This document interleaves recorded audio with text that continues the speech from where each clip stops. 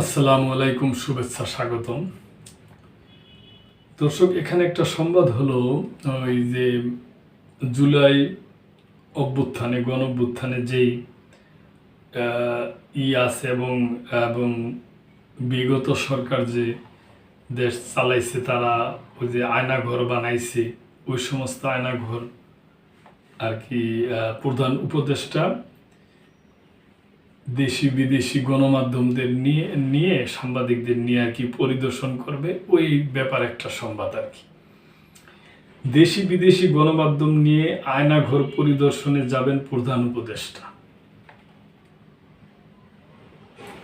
প্রধান উপদেষ্টা ডক্টর মোহাম্মদ ইউনূস যত দ্রুত সম্ভব আয়নাঘর পরিদর্শনে যাবেন।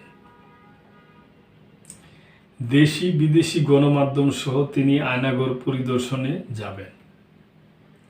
আজ বৃহস্পতিবার উপদেষ্টা পরিষদের সভায় এই সিদ্ধান্ত হয়েছে বলে প্রধান উপদেষ্টার প্রেস উইং জানিয়েছে।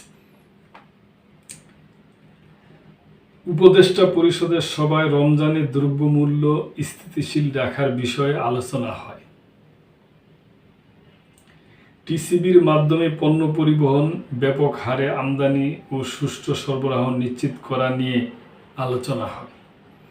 এছাড়া সবাই রমজানে লোডশেডিং না রাখা এবং বিদ্যুৎ সরবরাহ স্বাভাবিক রাখার বিষয়ে আলোচনা হয়।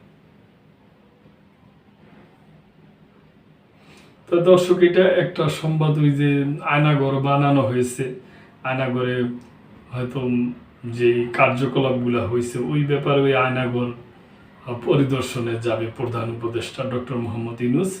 তো উনি যাওয়ার সময় দেশি বিদেশি বিভিন্ন সাংবাদিকদের নিয়ে যাবেন আর কি, ওই ব্যাপারে একটা সংবাদ। তো দর্শক, ভালো থাকবেন। আজকে এই পর্যন্তই। সাবস্ক্রাইব করে চ্যানেলটির পাশে থাকবেন আশা করি। আল্লাহ হাফেজ।